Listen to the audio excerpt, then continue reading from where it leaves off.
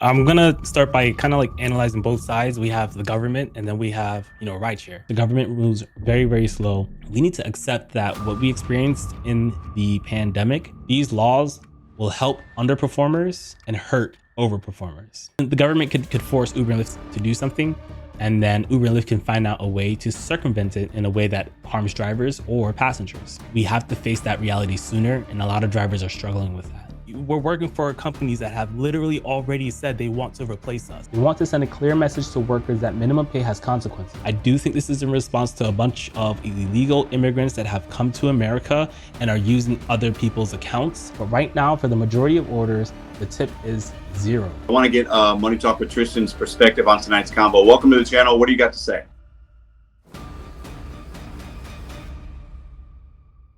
Thousands of rideshare drivers in New York City will soon see some money heading their way. New York Attorney General Letitia James announced Thursday that drivers will soon be able to apply for settlement funds stemming from a historic lawsuit. In November, Uber and Lyft agreed to a $328 million settlement for not properly paying drivers for years. Beginning March 1st, those drivers will be able to apply for back pay.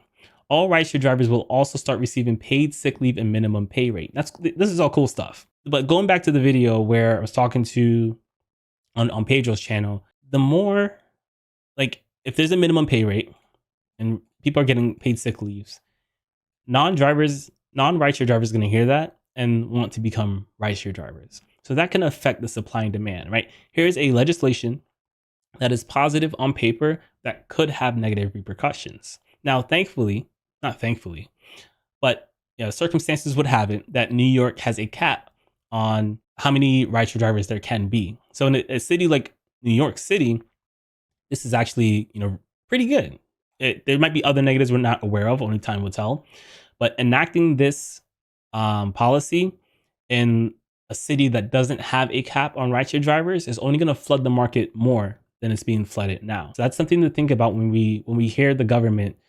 Just keep in mind, the things that we want on paper don't always work out well. Seattle's different from New York City in that they don't have a cap. New York has a cap, but their changes are very outside of the cap. The changes to the pay structure are very, very similar. So it's important to see what's happening here in these cities because they're likely to trickle down into other cities like Minneapolis, right? Drivers for delivery apps like DoorDash and Instacart are now entitled to minimum pay in Seattle based on a lawsuit that took effect Saturday. Mayor Bruce Harrell is celebrating the law that the city council passed in 2022 with the aim for boosting wages for gig workers, while app companies are blasting the policy and citing it as a reason to raise fees on customers. I want to take a second and point out that even when we protest, we go out there, we make noise, and those noises create change. The change can take a long time to happen.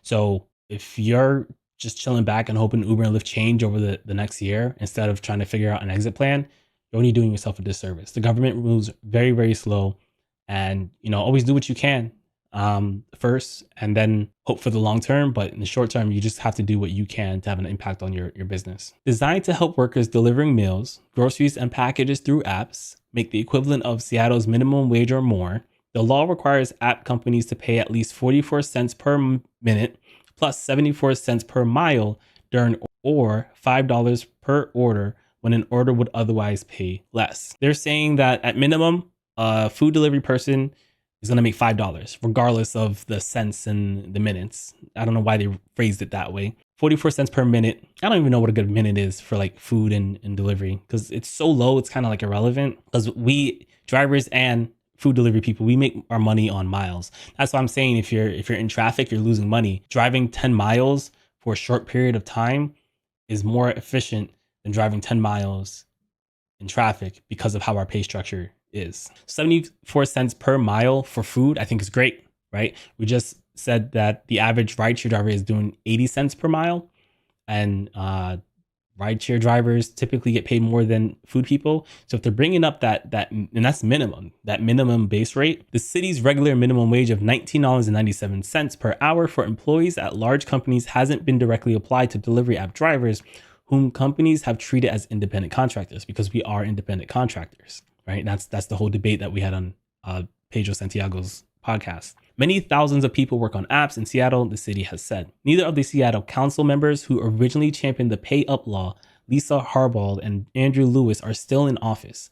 Harbaugh declined to seek re-election last year, and Lewis was unseated by challenger Bob Kettle. But Harrell hailed the law's implementation in a statement Friday, describing gig workers as a critical to Seattle's economy and saying the policy would help give them the stability and support needed to succeed in our city. Director of the Seattle Office of Labor Standards called the law an important step forward in the city's pioneering effort to create a gig economy that empowers businesses, workers, and consumers alike. Major delivery service companies are criticizing the new law, with several announcing app changes and casting blame on the city in recent days, which leads us into the next story where, there's already a story about how these food delivery companies are increasing fees. So this is an example of how something could look great on paper, but it might be bad overall. It could lead to less orders because people don't want to pay these fees, or they may continue paying these fees. So let's see how it's shaken out in New York City. Delivery workers want a mandate raise from New York City. Now they say that apps figured out a way to undermine it. So this is how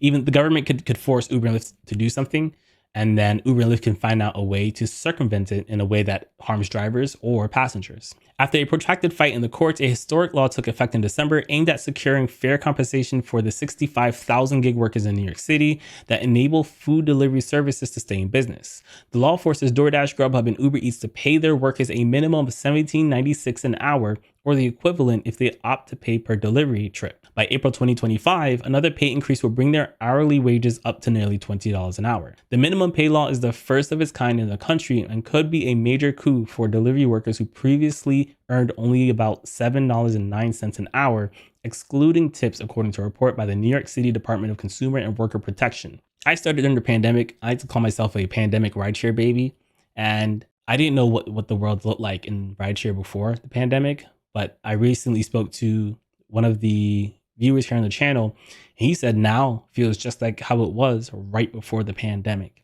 We need to accept that what we experienced in the pandemic is not normal. It was a great time, but it is not normal. And we have to face that reality sooner, and a lot of drivers are struggling with that. Another delivery worker, Alejandro, says he can now earn $100 in about 4 hours when it used to require 10 hours of work. So he's saying now that there has been a change, he used to take 4 hours to make $100, which is $25 an hour. Now, and to make that amount used to cost him 10 hours of work, man, I make $25 an hour on a bad day here in my market. Across social media, delivery workers are sharing screenshots of their weekly earnings and urging their peers to drive safely rather than scrambling to complete orders. A lesser known service called Relay Delivery is currently exempt from the law per an appeals court ruling because it uses different models that solely focus on getting food from restaurants to customers. So we're seeing an effect here of, I'm not gonna say it's good or bad. This is an observation. We're seeing drivers encouraging other drivers to take their time so that they can kind of milk the clock is what we would call it, back in employee world. Just weeks after minimum pay was introduced, however, delivery workers are fighting to hold onto their gains. The law was designed in part to account for the rules imposed by delivery apps, which can penalize workers for long delivery times or limit when they can log on.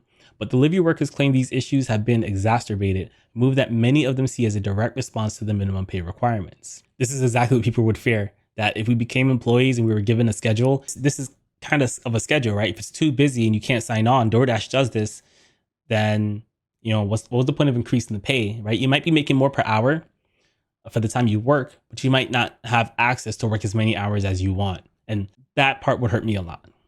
That would hurt me a lot. And that's okay. I'm not saying I'm the goalpost for these laws, but I'm just observing. I think that these laws will help underperformers and hurt overperformers, right? And I think the people who watch my channel should be overperformers, and these laws would help hurt them. And despite that observation, that doesn't mean that I don't think underperformers still deserve better pay. That's not the point I'm making.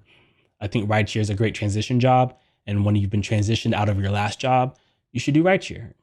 I make videos that encourage people to do it. It'd be hypocritical of me to say, no more new people. Bye. It would help my own pocket, sure. But just because something might be detrimental to what I have going on doesn't mean that I am always against it from a macroeconomic standpoint. Like you can compartmentalize how you feel. I can acknowledge that this legislation will decrease how much money I'm going to make, but this legislation would be great for most drivers, right? Both of those things can be true. The three apps that dominate the New York City market, DoorDash, Uber Eats, and Grubhub, all use some kind of verification process, which requires delivery workers to add information like a government issued form of identification. But Medina alleges the companies have been cracking down on the process of late, leading some workers to get locked out of their accounts or fail to get approved in the first place. I don't think this is in response to the new law. I do think this is in response to a bunch of illegal immigrants that have come to America and are using other people's accounts, which is why I've been receiving prompts more often to verify who I am with my face and my license. I don't think those two things are connected. And if you want to make an accurate argument, you need to make sure you're saying accurate things. Many delivery workers have also found that companies are restricting when they can log onto the app, which they claim effectively curbs the number of hours they are able to work. For example, in Grubhub, delivery workers are working 10 to 15 hours a week, Medina says. And obviously this is not enough. In a statement, Patrick Burke, a spokesperson from Grubhub, said, when the Department of Consumer and Worker Protection first proposed a new minimum pay rate for delivery partners, we were clear that it would have unintended consequences that would limit work opportunities for couriers and reduce the number of orders restaurants receive. Grubhub has taken steps to comply with the new minimum pay rate for delivery partners in New York City while still operating a substantial business given the added costs to operate in the market. Two things can be true at once, right? When we're diving into these things, don't turn your black and white head on. Like, two things can be true at once. It can be true that this new legislation is causing demand to be too high to where they have to limit how many drivers can be on the platform at a given time in order for a percentage of the drivers to make actual money, right? That can be true. And it can also be true that they are overreacting to this law as well. From a business perspective, it might be better to overreact and to naturalize as time moves forward than to underreact and not be prepared.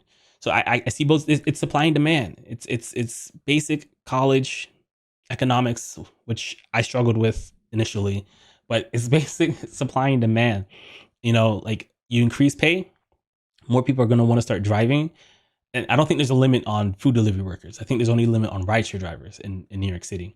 So we're seeing where, you know, we're making everyone earn more money, causing more people to work on the platform. And it's causing the demand to be too high for people to make enough money. So DoorDash, as long as I've had it, has always capped when you can work if it's slow.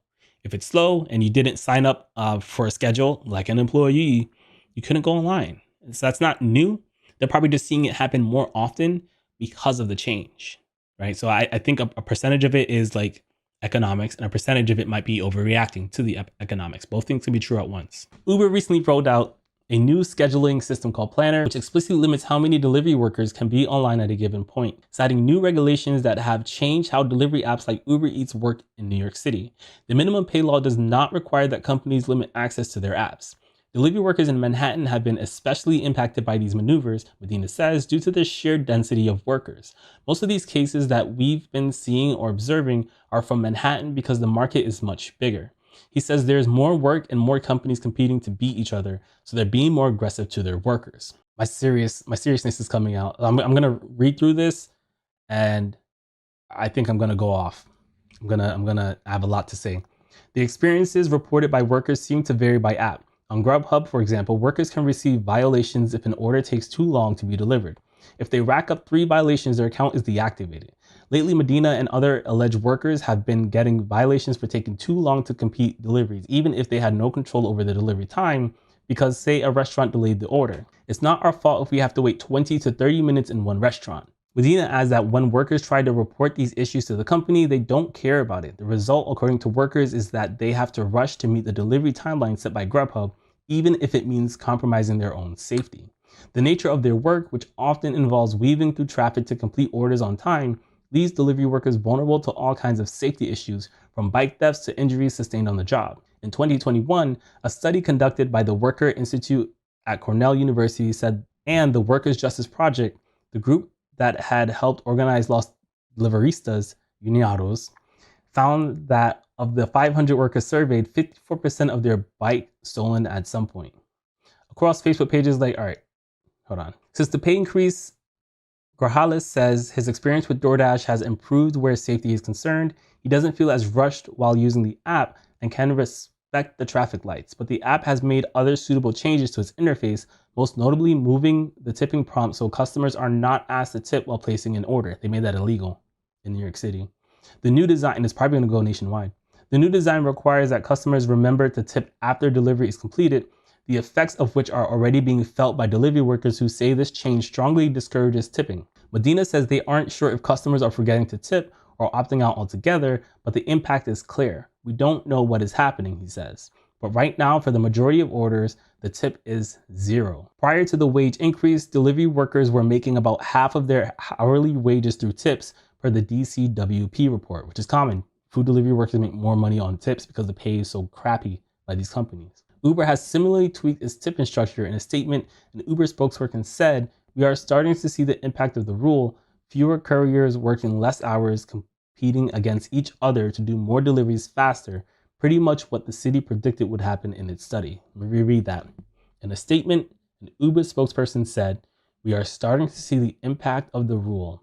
Fewer couriers working less hours, fewer couriers working less hours." Does that mean fewer couriers? Does that mean more couriers are working more hours? Why did they phrase stuff like this? Competing against each other to do more deliveries faster. All right, I'm gonna throw this one at AI. The wording is throwing me off, and I want to make sure I'm clear before I respond to this. Clarify this point. I'm glad I'm not stupid. AI says the point seems contradictory on the surface, as having few couriers working less hours wouldn't normally create competition for speed. To clarify, I need some additional context. Hopefully this is enough context. Here's more context. This is a response to NYC increasing food delivery min wage. Okay, fewer couriers and less work. Uber sees a decrease in the number of active couriers and the total hours they work. This suggests that some couriers might have dropped out due to reduced profitability for Uber under the higher minimum wage. That doesn't make any sense. Additionally, some couriers might be choosing to work fewer hours to maintain a similar income level. That makes sense. Okay, that makes sense. Which sounds healthy. Am I wrong? That sounds healthy. Okay. Competition for available work. With fewer couriers vying for a similar number of deliveries, the competition for individual orders intensifies. This pressure to accept and complete more deliveries drives couriers to increase their speed, accept potentially unreasonable orders. This doesn't make sense to me. Based off of everything I've read so far, this is just not making sense in my head. It's just not. I'm gonna keep going. Policies have consequences, and these changes come as a direct result of the extreme earnings standard imposed in New York City, a DoorDash spokesperson said in a statement.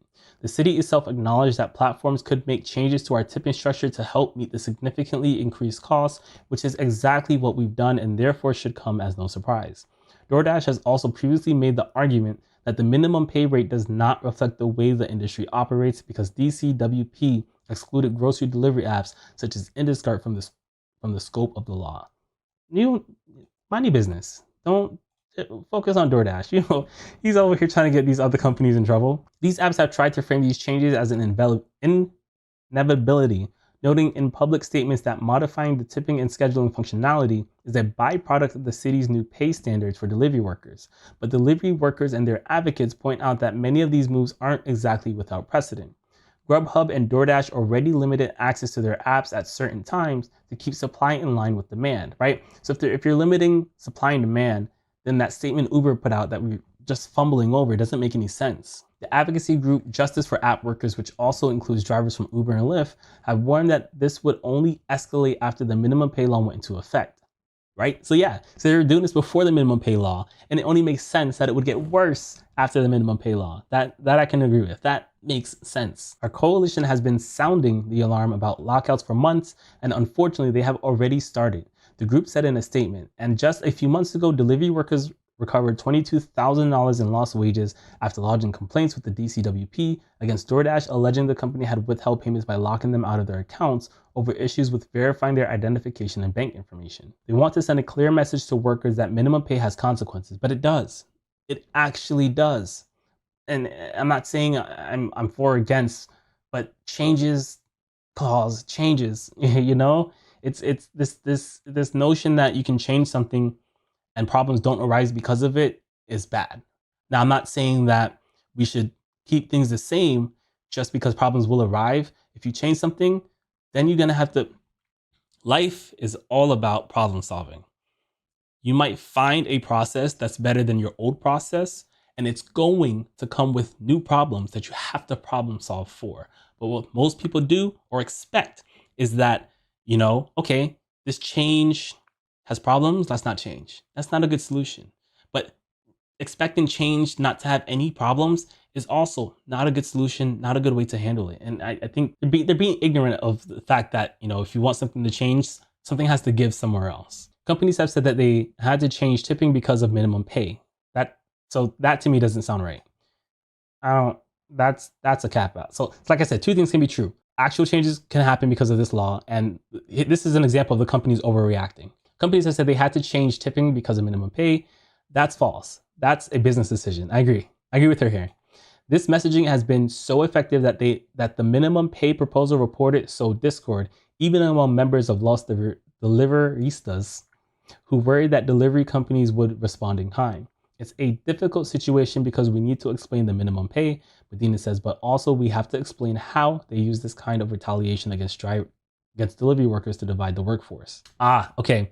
I think that's a great observation. She's saying that these food delivery companies are trying to get food delivery workers to think that because the government made these changes, we had to move where tipping happens. And I will say this now, if there is no government change to where tipping has to happen, then I think these food delivery companies are 100% in the wrong. But I think I remember reading that like it was part of the law. I could be wrong there. I need to go back and double check. Changes create changes. And government getting involved can look good on paper, but it won't always be executed in a way that makes sense.